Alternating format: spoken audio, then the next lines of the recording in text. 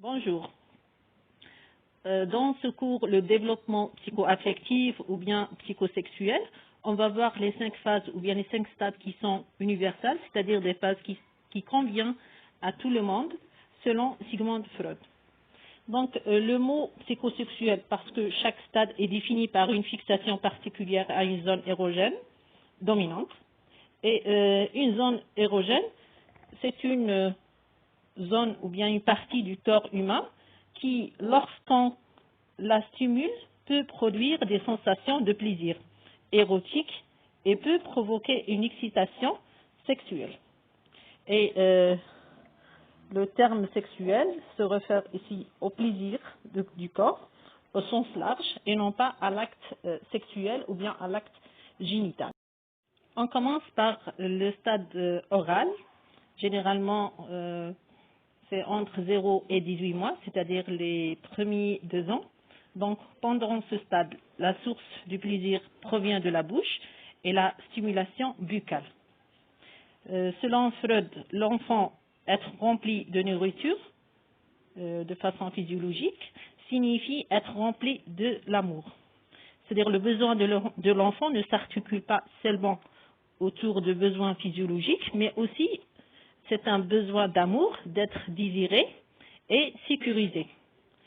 Par exemple, la maman, ici, dans ce stade, elle doit comprendre les cris de son bébé si elles sont des alertes de faim, ou bien de peur, ou bien de manque de soin, etc. Si le besoin oral n'est pas satisfait, donc l'enfant, ça va être marqué de façon inconsciente par une frustration à travers un sentiment de manque, de timidité, de grande dépendance, de jalousie, d'anxiété et développera une personnalité pessimiste plus tard. Si le besoin oral est trop satisfait, c'est-à-dire il y a un excès affectif, plus tard l'enfant développera une personnalité soi-disant narcissique borderline avec tendance à recherche des satisfactions orales. C'est-à-dire il va développer plus tard un trait de l'addiction. C'est-à-dire il devient une personnalité dépendante vis-à-vis les abus ou bien la drogue ou bien le tabac, etc. On ajoute que l'enfant dans ce stade se trouve dans une relation duelle fusionnelle avec sa maman, c'est-à-dire il ne se connaît pas encore comme unité psychocorporelle indépendante de sa maman. Autrement dit, l'amour de sa maman est l'équivalent du narcissisme.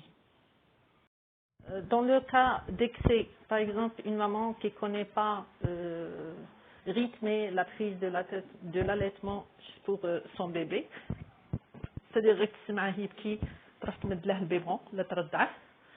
Donc, c'est quoi le besoin. En cas de frustration, par exemple, lui donner l'allaitement avec un état de stress, de façon anxieuse, ou bien de façon indifférente. Donc, ترضع فيه وتهضر في التليفون, etc. Pourquoi la conduite de ses parents ou bien l'intervention de ses parents à ce stade est très importante? Parce que l'enfant dans ce stade, il va commencer à intégrer ou bien il va commencer à construire son idéal du moi. Qu'est-ce que ça veut dire l'idéal du moi? C'est être adapté avec les exigences sociales de sa réalité. Alors pourquoi l'intervention des parents elle est très importante ou bien la conduite des parents elle est très importante dans le stade anal? Parce que l'enfant dans ce stade doit doit commencer à maîtriser le contrôle de ses muscles inférieurs et par là ou bien en parallèle les parents commencent à lier ce contrôle avec l'adaptation sociale. Par exemple, تقول له ولدي ما يوسخش على روحه, يولي راجل, ما يحشمنيش قدام les invités, surtout, etc. Donc, cette intervention peut dévaloriser le choix de leur enfant par rapport, c'est-à-dire son adaptation sociale. Le stade phallique est généralement entre 3-4 ans jusqu'à 6 ans. La condition principale pour cette phase est que l'enfant découvre la différence sexuelle des parties ou bien des organes génitaux entre la fille et le garçon. On parle du complexe d'Oedipe chez le garçon et du complexe d'Électra chez la fille.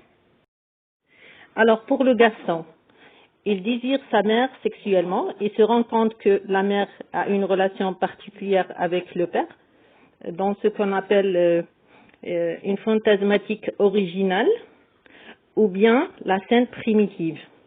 Son père devient un rival. Le garçon découvre que les filles n'ont pas de pénis et il est possible qu'on lui enlève le sien. Elle a peur donc, on appelle ça l'angoisse de castration, c'est-à-dire qu'il commence à se sentir menacé d'être chartré par le père. Et pour qu'il y ait une bonne résolution du complexe d'Oedipe, il faut que le garçon s'identifie. D'abord, il doit refouler l'amour vis-à-vis de sa mère et s'identifier au père et sublimer la relation sexuelle ou bien pulsionnelle avec les parents. Le fait qu'il va s'identifier au père, on appelle ça la formation sermoïque ou bien la formation du surmoi. Donc, le surmoi, il est l'héritier du complexe d'Oedipe chez le garçon. Et c'est pareil par rapport à la fille. Complexe d'Électra, la fille découvre qu'elle n'a pas de pénis, elle tient sa mère responsable de son manque, donc elle dit de façon inconsciente ou bien fantasmatiquement, j'ai été châtrée par ma mère. La mère est aussi le premier objet d'amour sexualisé pour la fille. Elle cherche donc à séduire le père car elle a envie du pénis. Cette envie se transformerait en désir d'avoir un enfant du père comme sa maman, puisqu'elle est le rival. Et là, elle commence à se sentir menacée par la perte de cet objet, qui est la maman.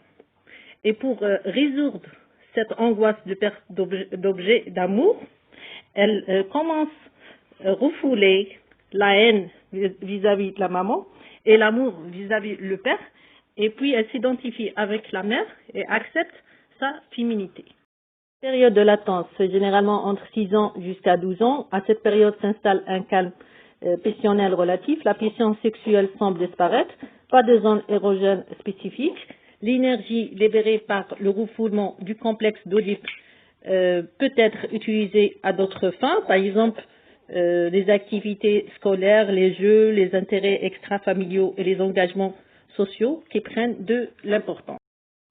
Le stade génital, qui inclut la phase de la puberté et l'adolescence, ou bien la rentrée dans l'adolescence, c'est généralement entre 12 ans jusqu'à 18 ans. Les changements biologiques qui se produisent à la puberté entraînent une réactivation de la zone génitale comme lieu de plaisir. Donc c'est le stade où se développe l'amour tourné vers autrui.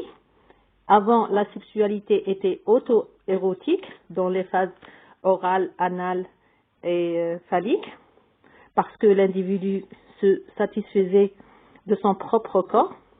Ici, la pulsion sexuelle tend à trouver satisfaction auprès d'une personne aimée et entre au service de la reproduction. De la relation ou bien de la phase phallique. Dans la phase phallique, il y a la rentrée dans la triangularité oedipienne. Que veut dire la triangularité oedipienne? En premier temps, dans la phase orale, c'est-à-dire il y a une relation duelle entre l'enfant et sa maman. Dans la phase anale, c'est pareil. Donc, elle persiste toujours cette relation entre l'enfant et sa maman. L'enfant, à cet âge, bien à cette période, il a environ 3 ans, 3 ans et demi. Mais à partir de 4 ans, ils doivent faire une séparation vis-à-vis sa maman. Alors, le séparateur, c'est le père. C'est-à-dire, attendez, donc le père qui va prendre la fonction de séparation, donc c'est le tierce qui va séparer cette relation. Donc, on va voir ici une triangularité. C'est-à-dire, la relation, elle ne devient plus duel entre la maman et l'enfant, elle devient triangulaire. Il y a la troisième personne qui est le père. Donc, le père, c'est le porteur de la loi. Donc, il va interdire cette relation duel à partir de l'âge de 4 ans, 5 ans, 6 ans. C'est-à-dire, on ne peut pas accepter une relation qui persiste de façon duel, qui persiste à l'âge de 10 ans ou bien de 18 ans. À 18 ans, on va dire que c'est l'interdit de l'inceste. Zina al-maharim. Donc, le père, c'est le séparateur. Hein? C'est le porteur de la loi.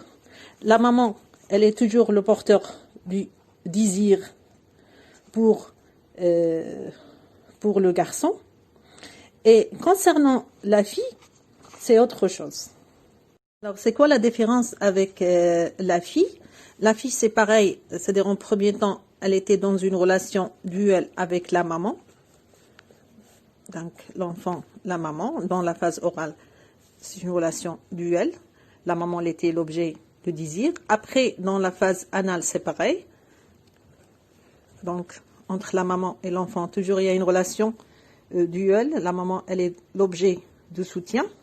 Puis, il y a le séparateur, parce que la relation ne doit pas persister, sinon on va dire il doit l'interdit de l'inceste, c'est tabou sur le plan universel. Donc il y a le séparateur de cette relation, elle devient triangulaire. Le séparateur, c'est le père. En premier temps, c'est le séparateur et il a porté la fonction de la loi. Mais la fille, elle profite de cette relation triangulaire, c'est-à-dire elle séduit le papa pour avoir un enfant, hein? Mais la maman, elle est en premier temps l'objet d'amour, l'objet de désir, l'objet de soutien. Donc, c'est la fille, c'est-à-dire continuer à séduire son papa. La maman lui menace, donc va la menacer. Donc elle commence à se sentir menacée par la perte d'objet d'amour. Donc et là, elle doit refourler la haine vis-à-vis de la maman, l'amour vis-à-vis le père, et s'identifier à la maman et sublimer ses besoins, ou bien, oui, voilà, sublimer ce besoin dans l'âge de la puberté. Voilà.